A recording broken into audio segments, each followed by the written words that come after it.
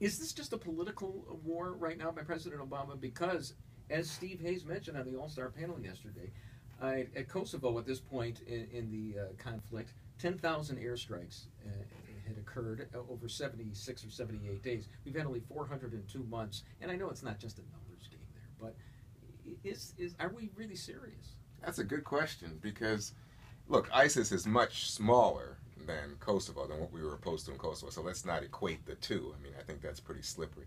But the fact is that what we've done so far does not seem to have been greatly effective. Now, I noticed the administration says, oh, yeah, this is having the impact we sought, and they didn't take over, how do you say the name of that town? Kobani. Kobani. They didn't take over Kobani last week. Baghdad.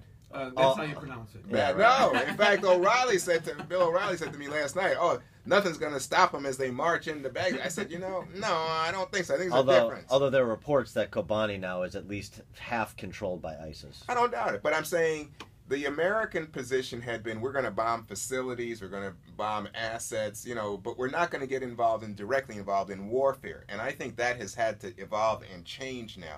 But your point is well taken. So at what point do you say, we're in this fight, and if you're in a fight, you better win it, buddy? Right. Yeah, I mean, bringing overwhelming resources to bear. And so one of the premises of this strategy, which Susan Rice said on the Sunday Talkies that they're not reassessing, one of the premises, they can arm moderate Syrian rebels to do the heavy lifting on the ground with American air support. And that seems to be very much a dubious proposition. Well, I think that the question is, look, we haven't had success with that up to now.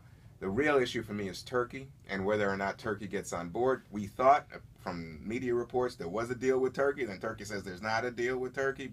I don't know what Turkey's up to because, look, ISIS is not at the U.S. border. They're at the Turkish border. And they're a threat to Turkey. And Turkey has a problem with the Kurds as well as with ISIS.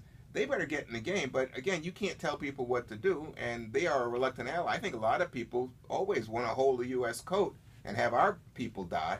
I don't think, that's why I think the American people are right on this. Like, probably you two disagree. But the American people do not want American boots on the ground. Right. I think we're having too much agreement here. So let's go to another topic. All right. Ebola. Ebola. And Democrats charging that the spread of Ebola is the responsibility of Republicans who have cut CDC funding. Is that a fair charge? Well, I think I hear that a little bit from the people at CDC that they have less money, but I think everybody in any kind of crisis cries, money, give me some more money. Can I be O'Reilly now and say, but funding was increased to combat diseases like Ebola for the CDC? No, not as much as they want. Let me but funding last year for CDC is up 8%. It's up 8% this fiscal year over last year, and Republicans in Congress allocated more money than the president asked for to CDC.